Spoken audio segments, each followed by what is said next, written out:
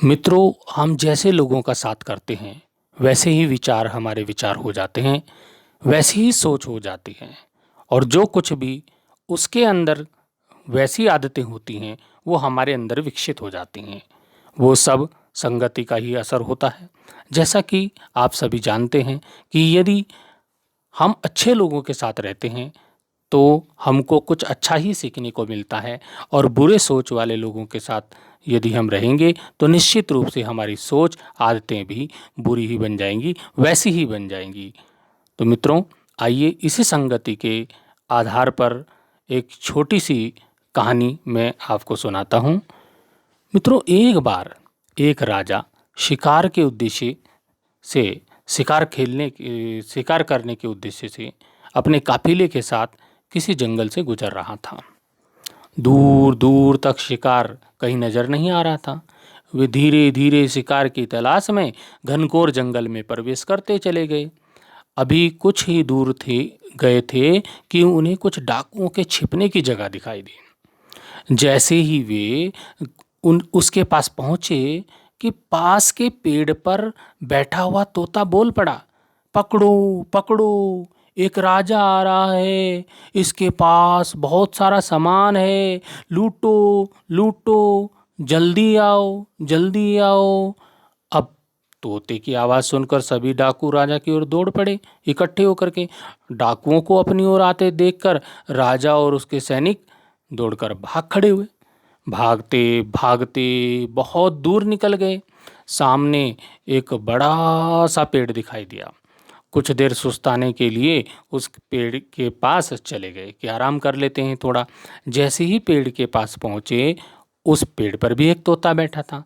उस पेड़ पर बैठा तोता बोल पड़ा, आओ राजन, हमारे साधु महात्मा की कुटी में आपका स्वागत है।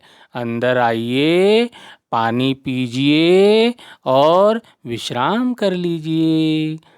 तोते की इस बात को सुनकर राजा बड़ा ही हैरत में पड़ गया। आश्चर्य हुआ राजा को और सोचने लगा, एक ही जाति के दो प्राणियों, एक ही जाति मतलब एक एक तोता वो था और एक तोता ये है, एक ही जाति के दो प्राणियों का व्यवहार इतना अलग अलग, इतना अंतर कैसे हो सकता है। राजा को कुछ समझ नहीं आ रहा था। वह तोते की बात मानकर अंदर साधु की कुटिया की ओर चला गया। साधु महात्मा को प्रणाम कर उनके समीप बैठ गया और अपनी सारी कहानी साधु महात्मा को सुनाई और फिर धीरे से पूछा, ऋषिवर, इन दोनों तोतों के व्यवहार में आखिर इतना अंतर क्यों है। साधु महात्मा ने धैर्यपूर्वक सारी बातें सुनी और बोले, ये कुछ नहीं राजन, बस संगति का असर है। इफेक्ट ऑफ कंसिस्टेंसी, संगति का असर। डाकुओं के साथ रहकर तोता भी डाकुओं की तरह व्यवहार करने लगा। वो वाला तोता जो है डाकुओं के पास रहता है और डाकुओं की बातें सुनता है और डाकुओं की बातें सीख गया, तो उन्हीं के तरह व्यवहार करने लगा और उनकी ही भाषा बोलने लगा। अर्थात जो जिस वातावरण में रहता है वो वैसा ही बन जाता है और वैसा ही कहने लगता है। अब यहाँ कहने का तात्पर्य ये है कि ये वाला तोता जो है ये हमारी साधु की कुटिया के पास रहता है तो ये साधु की बातें सीख गया। और कहने का तात्पर्य यह है कि मूर्ख भी विद्वानों के साथ अगर रहेगा तो वो विद्वान बन जाता है। अगर विद्वान भी मूर्खों के संगत में रहता है तो वो निश्चित रूप से उसके अंदर मूर्खता आ जाती है। इसलिए हमें कहा गया है कि हमें संगति सोच समझ कर करनी चाहिए।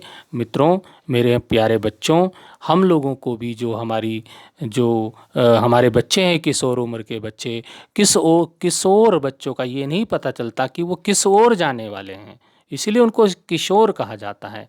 किस ओर जाएंगे, हम जिस ओर उनको ले जाना चाहेंगे वो उसी ओर जाएंगे। हम अपने बच्चों को अच्छी सीख दें, अच्छी बातें सिखाएं, तो जैसी हम बातें सिखाएंगे वैसे ही हमारे बच्चे सीख जाएंगे और हम अपने बच्चों को सही ओर ले जाने, अपने किशोर बच्चों को सही ओर ले जाने में सफल होंगे। यही मेरा इस कहानी को सुनाने का उद्देश्य यही है।